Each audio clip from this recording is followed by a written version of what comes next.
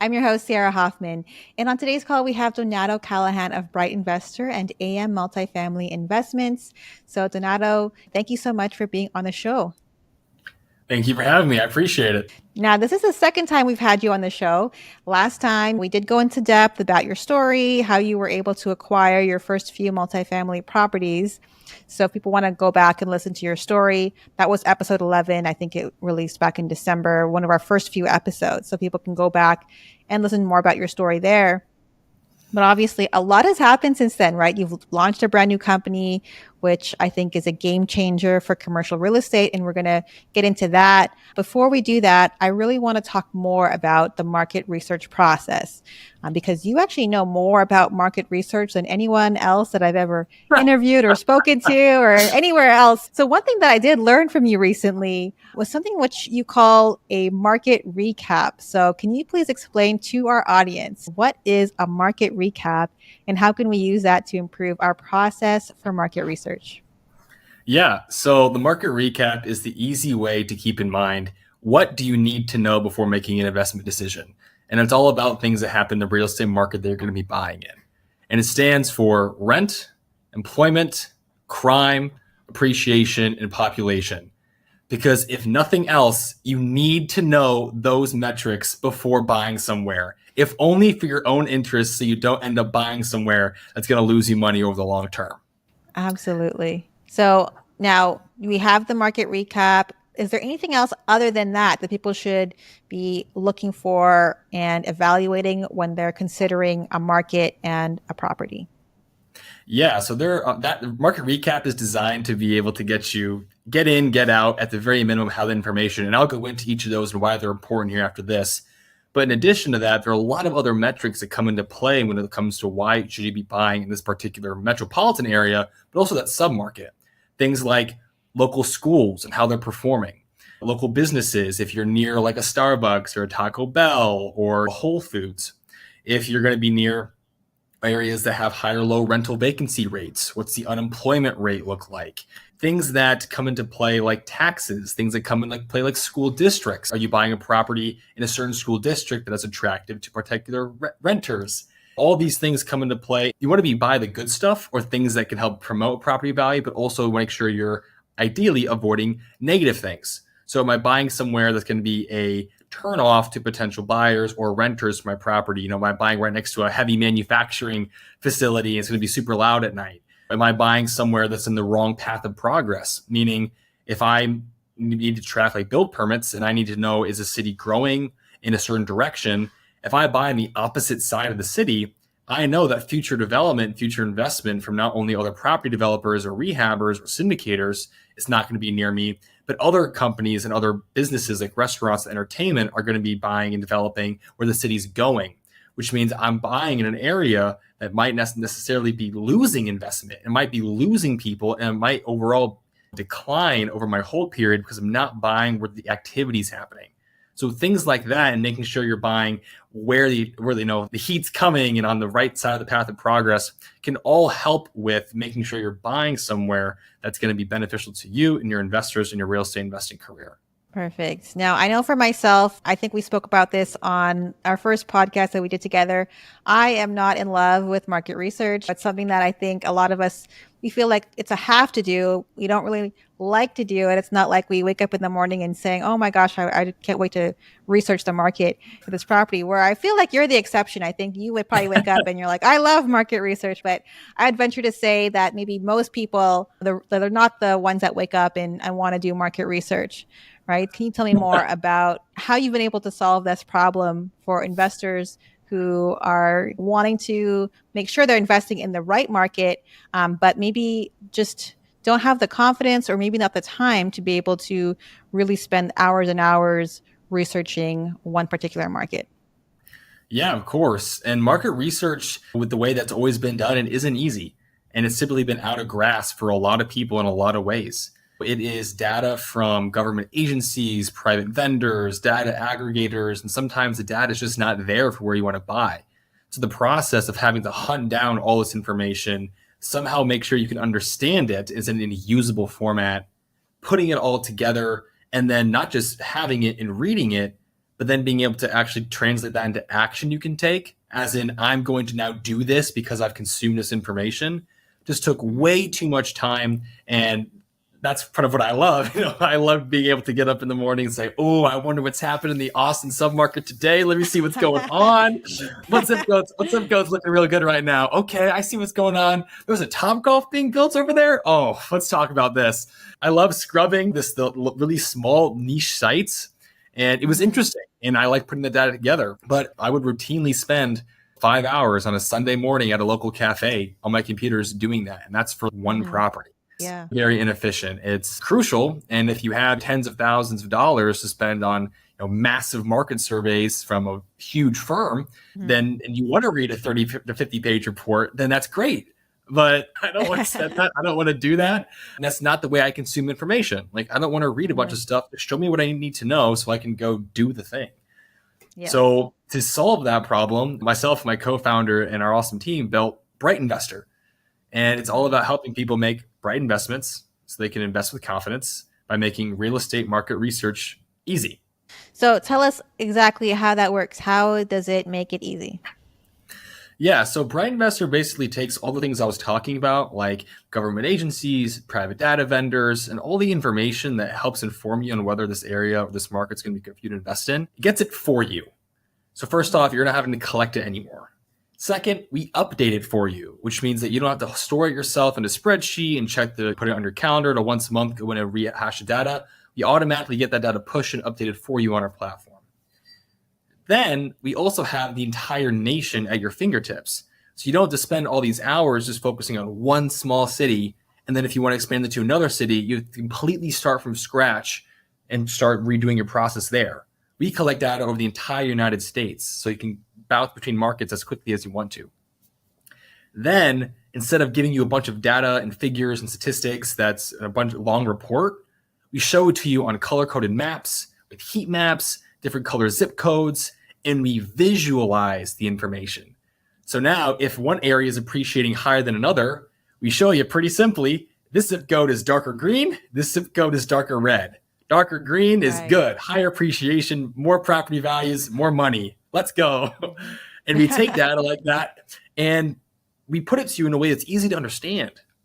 So you can actually log in, you get a new property on your desk and you want to check it out really quickly because it might be a good one. You can log into Bright Investor, search for that specific property or even the zip code or neighborhood or city it's in. Find the data that you need to know, see it, while also getting the data statistics that you need to be able to communicate it. And then we also have the ability to take what you're seeing and throw it on a PDF and download it so you can just send it and email it to your entire team. So literally in minutes, you're able to do a market research analysis study on any property anywhere in the US with the information you need, like rent, employment, crime, appreciation, population, a market recap, and more. And you can do it without having to break the bank or spend hours. It's just simple, and it's the way that real estate market research should always have been done. But I'm very fortunate with our team to now be able to provide that solution. Perfect. Yeah, I think that's definitely something that's been missing in commercial real estate. I feel that real estate in general is a dinosaur industry where they're not really up to date with the new technologies and things that are coming out. So obviously you're young, plus you have that market research talent and experience, and you're able to almost flip the industry, I think, on its head here, where you're taking all that technology that should already be here. It's a huge market and there's plenty of opportunity, but you took that opportunity upon yourself. And what I love about this actually is that it's not just a bunch of data like numbers on a screen. You actually have visually color coded on the maps so that anyone can just quickly look at it and understand a market visually versus being overloaded with more data than they need. Exactly. And I like to say that in the era of big data, which is definitely where we are over the past 20 years, as social media ramps up and the internet economy grew, data became this currency. And we're definitely in this era of big data. I'm saying data and data for all the people who like it out there. Take your pick. I go between the two of them. But there's so much information out there that usually the right answer or the solution isn't just more data. It's the right data in the right way. Because too often we get like, overwhelmed with information. It's people saying you need to know this and this, and you need to know for these reasons, and you need to also know these things over here, and you need to read it in this way, and then go implement it. And when someone's going from either from 0 deals to 1 or 1 to 5 or 5 to like 100, you need to minimize friction points. You need to minimize the things that could stop you from taking action or from growing. Mm-hmm. And for a lot of people, having to do hours of market research and having too much information where they go, I don't even know how to digest this. Like, I'm really good at dispositions, or I'm really good at acquisitions. I'm really good at investor relations. This has to be done, but I don't know someone that can do it this way, or I don't want to do it myself, or my teammate that can't do this. Like, you need to find a way to remove those hurdles so you can focus on what drives revenue or what drives your business, whatever that is for you. Bright Investor is designed to remove that hurdle. So now when someone comes to you and they say, okay, I might invest in your deal, how do you know it's a good area? How do you know I should be buying here? Sir, here's our Bright Investor market research report. I can walk you through the whole thing. Within minutes, you're empowered to be able to have those conversations. You can speak to your lender. You can speak to your insurance broker. You can speak to your agent or your broker. You can speak to your entire team. You have this information at your disposal that is no longer a hindrance to your ability to move forward on a deal. This is one more tool in your toolkit, and so valuable. Are you curious about whether Bright Investor will work for you? Do you want to see the Bright Investor platform in action? Go to crebosses.com/brightinvestor now to watch the webinar replay and see how Bright Investor can save you tons of hours of market research and help you feel confident about every market you invest in. Again, that link is crebosses.com/brightinvestor, or click on the link below. And if you're ready to try now, then use the promo code CREBOSSES. That's all one word, CREBOSSES, and get 50% off your first month or 25% off the first year on the annual plan. So click on that link below and use the promo code CREBOSSES, all one word, and get 50% off your first month or 25% off the first year. These discounts are subject to change anytime without notice, so make sure to take advantage of this limited time discount and the 14-day money-back guarantee while this offer lasts. Perfect. Now, can you go a little bit more in depth on this market recap idea? Because I do think that it's something that needs to be emphasized. A lot of people maybe don't know exactly what they're looking for when they're supposed to be doing market research. They might look at maybe 1 or 2 items, but they don't have the full picture. So tell us about, in depth, the market recap process and how Bright Investor is able to streamline that whole process as well.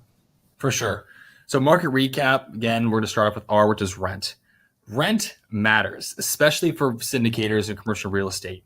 So we're looking to see if I'm going to be buying a property, and let's assume it's a B-class property in a B area, and it's a soft value add. I'm going to do some unit renovations. I'm going to swap out the property management. I'm going to add a bark park. I'm going to do some really cool things to improve the rent.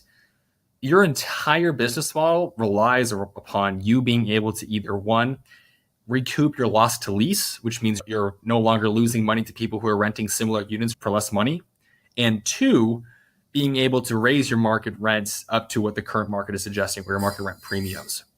And if you can't do market rent pushes by recouping your losses and pushing up to rent, your business plan is not going to fly. Usually sponsors want some very hard or tangible value add. So they don't want to just rely on RUBS implementation. They don't want to just rely on some charging back for pet rent. They want a hard value add, which is usually rent bumps. And if your rents at the current property, if they're currently higher than everyone else's, and your asset is at a lower quality or has less amenities, your deal will not work because you can't push rent anymore. Additionally, over the last couple of years, we had some amazing rent growth, which is fantastic. But experienced investors aren't counting on that. Now, we do have a very low supply and a lot of pent-up demand, and maybe rent growth will continue to be elevated, but people aren't expecting 10 to 20% year over year rent growths. So we're not going to buy somewhere and just expect, oh, the market will take care of it. I need to know if I'm buying this property, and based on the comps around me, what other people are renting for, I want to know, like when I do my market research, I want to see that nearby properties are renting for maybe $200 to $400 more than I am when it comes to my loss to lease and my market rent, which means I'm going to all my units and I'm doing my analysis to say, on average, each unit in my potential property is losing about $150 to $200 a month in rental income. And then on top of that, if I swapped all those residents out and then I also upgraded all those units, I can now raise my rent up to this new level. And that new level that I'm striving to achieve is what's already being commanded by other properties in the area, which means that I'm not necessarily pushing the needle when it comes to new levels of rent. I am basically playing catch up and bringing this property up to the level it should be performing at, which gets me my value add. It provides the market with the new housing that much of people can come and occupy, and it gives our investors that big exit when they sell the property in a couple of years. So that is what rent for recap means: finding out what the rental figures are nearby, what other things are renting for, and ensuring that if you're going to do a value add syndication, that you are specifically where you're trying to go with your rents and if they're supported by the market comparables. The second one is employment. This is essentially, we want to mitigate the ebb and flow of renters. So if I'm buying, let's say in Southwest Texas, and it's an oil town, and when oil is $100 or $120 a barrel, business is booming. You have a ton of workers coming in, they're getting jobs, oil fields, money is flowing, black gold is everywhere. And so you have a lot of people who are coming in, could be migrant workers, could be a variety of people, and they need housing. So while the oil economy is doing great, you're able to provide that resource that is housing for all these people that need it. Mm-hmm. Now, when oil doesn't do great and it goes down to $50 or $40 or $30 a barrel, and those people lose their jobs, they're not going to stick around. They need the economic incentive, which is stable income, so they're going to move somewhere else. And now all of a sudden, I have the infrastructure, i.e. an apartment complex that can house these people, but no people because they don't have the jobs in the right industry to support the rents I need. So employment is all about knowing that if I'm buying somewhere, one, are jobs going up? Meaning, is there more economic opportunity coming? Because I want to make this very clear, and people follow jobs. Jobs do not follow people. People will move to where the economic opportunity is. Yeah. Which is why you find people who originally moved to Southern California and Silicon Valley. There's a lot of money there, a lot of white-collar tech jobs. People move there to capitalize on it. And now Texas is becoming this new hub of technology. People are moving to Texas because that's what economic opportunity is. People follow jobs. And so what you need to do as an investor is know if I'm buying in a city, I need to know that overall is the economic opportunity, i.e. jobs, increasing for the population. And even more specifically than that, are the right industries playing in that market? So is employment going up, but it's all in oil? Okay, great. You can go to the U.S. Bureau of Labor Statistics. If you can navigate their website, you can see spikes in oil towns where jobs go up, jobs go down, jobs go up, jobs go down. And that's not something you can write a 5 to 10 year business plan on. Right. You want that nice, steady, solid growth over time, which means you want to be looking for more stable industries, things like government, education, professional business services, maybe healthcare. Those types of institutions that historically have very solid, steady growth and continue to benefit the local economy by providing economic opportunities for people to move there. And additionally, the kind of services or the kind of employment industries that provide the level of income that you need your renters to be able to have so they can afford your rents. All of these things come together to say why knowing who's employing, what industries are active in your market are crucial to knowing if you're going to be able to actually charge the rents you want to charge, and if you're going to have a steady supply of individuals who can actually want to rent your apartments. Third is crime. This one is super simple. No one wants to live in a war zone. I said that over and over again. No one wants to live in a war zone, i.e. no one should buy in a war zone.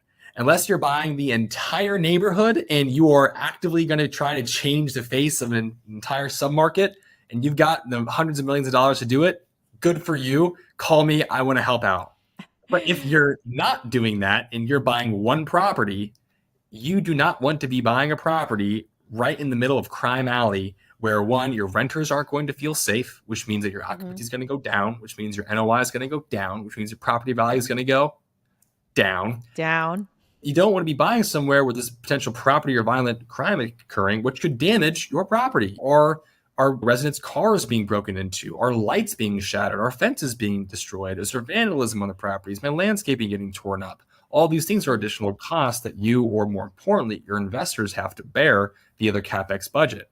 That's not something that's going to be very attractive to your renters. Crime, or knowing if your property is in like a high crime area, a low crime area, what type of crime is happening nearby, is very crucial, especially if I'm going to go advertise this property to prospective renters. I need to be able to tell them, yes, you can walk outside at night and walk your dog, and you're going to be fine. There is a Denny's right there. There is a Trader Joe's right here. You're fine. Don't worry about it. Or am I going to buy somewhere and get there and realize, oh my gosh, there's been 3 violent crimes here in the last 2 months. I'm finding out that there's all these issues regarding property crime, and there's all these different felonies and misdemeanors being reported out of this area. I had no idea. And granted, larger cities are going to have more crime. There's more people there. That's a given. And there's going to be downtown areas typically have higher crime, but we also look at what kind of crime they have. Usually that's like petty theft or pickpocketing. Busy. Think like the subway in New York City. You get a lot of people in a small space. Shady characters might come by and nick a wallet. If you're going to be in the downtown area, you might expect that type of crime. If you're buying an A-class asset in right downtown Dallas, Fort Worth area, or you might expect, okay, so there's some higher crime here because there's a lot of people here, but it's a certain type of crime that's expected. I understand that. Or if you're buying a bit more out in maybe not just downtown area, you're buying like maybe 5 to 15 minutes away and buying an apartment complex. Is this the area where people want to be moving to? Because it's safe, because they want to maybe raise families there. They have kids, they have spouses, they have friends they want to come have a visit. People don't want to live in a war zone. You don't want to buy in a war zone, because if you do, ask yourself, who's going to want to buy it from you? Mm-hmm. Who wants to put their renters or their family or their dollars in a property that are subject to violent or property crime that can affect their ability to make a buck on this investment? Plus, if I'm doing my walkthrough, I don't want to feel like I'm going to get taken out. I don't want that either. There is some self-sustaining motivation here. The fourth part of market recap is appreciation. And for syndicators, it's a twofold question. Appreciation is both natural and forced. Natural is going to be the natural ebb and flow of the market. You buy somewhere that all people are going, and demand goes up over time. Prices go up over time. There's some small rent increases per year, rent growth per year, and the value of the property goes up over time. That's why your grandpa bought his first house in 1970 for $30,000 in a cherry sundae. And today you're lucky to get in for $400,000 or $450,000, which is the median sales price right now. And they have the nerve to tell you that my interest rate was 13%. I'm like, yeah, I know. And you bought it for a pickle and a banana. Okay. Prices go up over time. There's also the forced appreciation. The forced appreciation is what you control as a syndicator. That is your value add plan. That is what you're doing as far as the property management, community amenities, apartment amenities via floor plan, unit renovations. Those are things that you can control by tangibly swinging the hammer or swapping out your personnel to make the property function better, i.e. raise the NOI, and you're making the property appreciate via your forced action. You can control the forced stuff. That's why it's called forced. You cannot control the natural. And so you want to be buying somewhere that, one, you're going to be able to implement your forced appreciation plan, but it also doesn't hurt to have the natural appreciation working in your favor too. So I want to be buying somewhere that I can go back 2, 3, 4, 5 years and see, okay, great. How are these zip codes? How are these regions increasing in value over time? Is one area increasing by 2 or 3% per year, and this area is increasing by 10% per year? Okay, I want to know that. So if I'm buying a single family home, let's just say I'm buying it for myself, I want to move my family in. If this zip code is appreciating at 10% per year, and that one is appreciating at 2% per year, I will lose tens to hundreds of thousands of dollars in my property's value, in my personal net worth, by buying somewhere that's not commanding the same appreciation. It's just a fact. Additionally, if I'm buying somewhere where the appreciation is higher, I ask myself, what drives natural appreciation? One, demand. So why is appreciation high? There's demand over here. So that means either more people are moving in, or there's more attractive opportunities. It could be a newer, higher paying employer. It could be newer housing inventory. It could be new entertainment or shopping districts that are attracting people to move this area. It could be great school systems. Basically, higher appreciation naturally is indicative or at least a symptom of a lot of other causes, which are higher investment in a variety of avenues in that area. So buying somewhere and saying, okay, this area is appreciating higher is a very quick metric to see, okay, something good is happening here.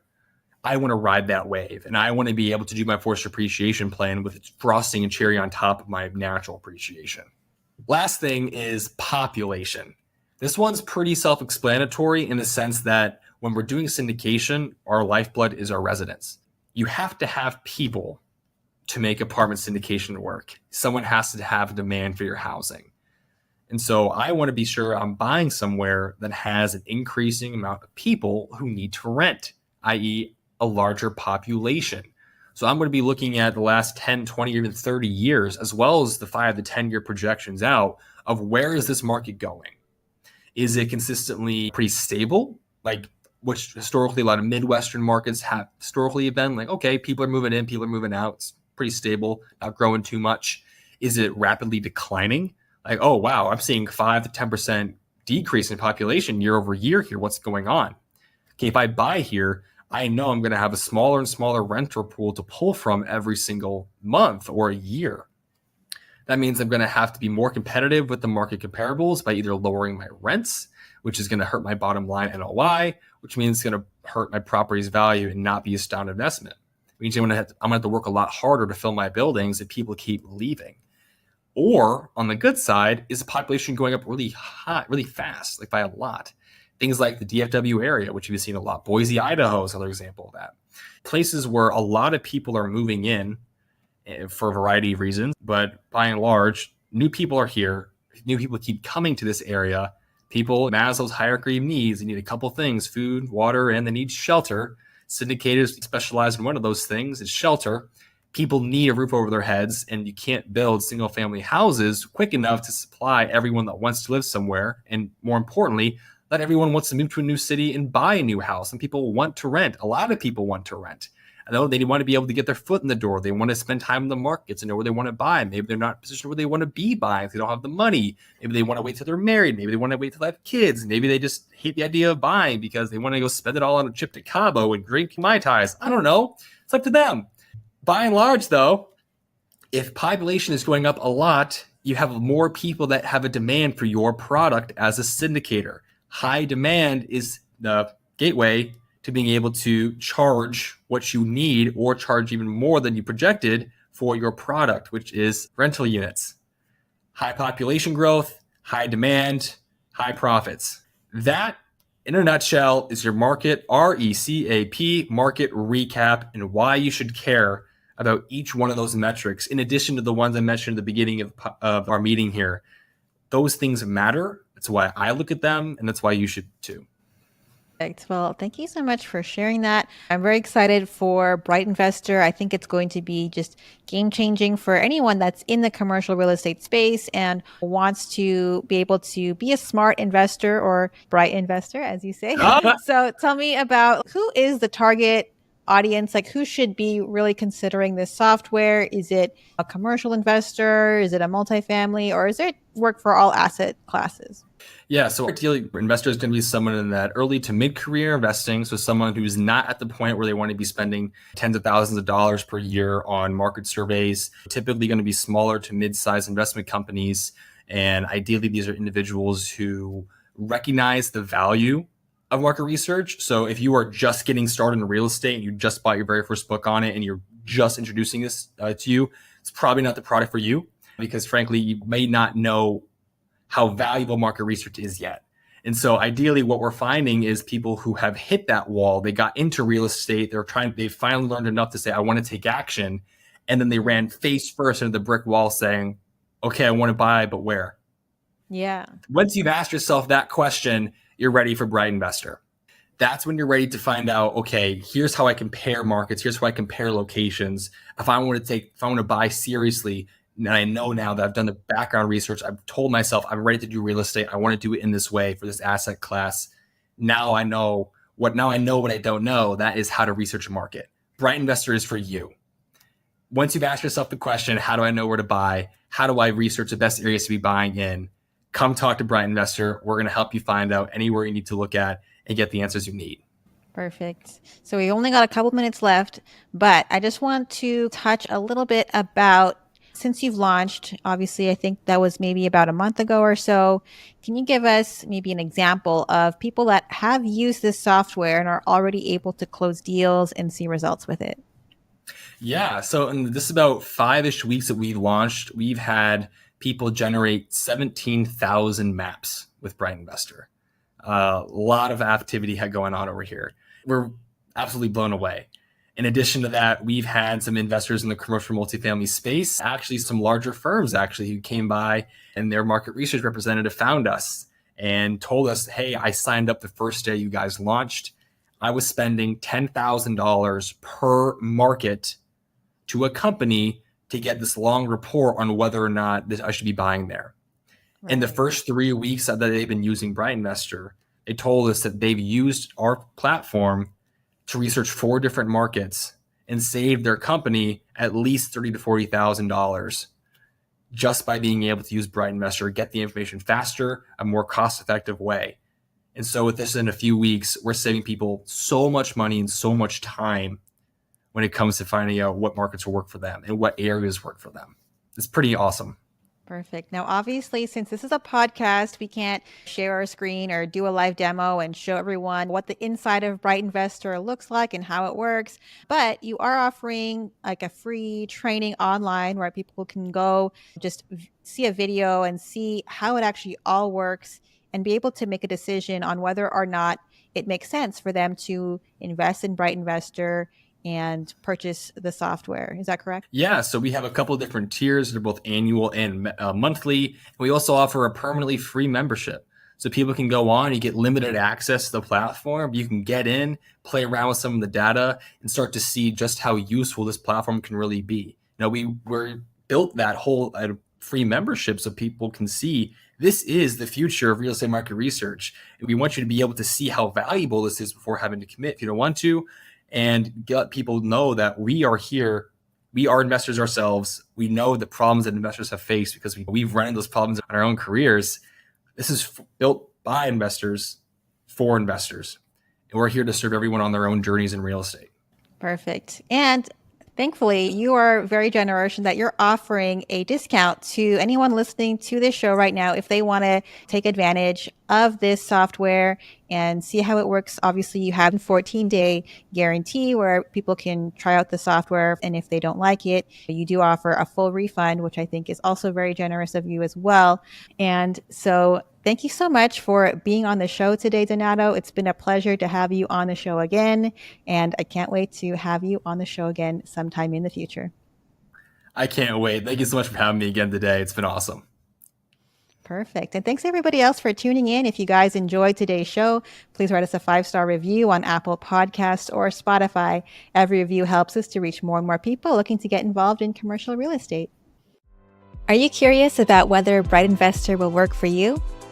Do you want to see the Bright Investor platform in action? Go to crebosses.com/brightinvestor now to watch the webinar replay and see how Bright Investor can save you tons of hours of market research and help you feel confident about every market you invest in. Again, that link is crebosses.com/brightinvestor, or click on the link below. And if you're ready to try now, then use the promo code CREBOSSES. That's all one word, CREBOSSES.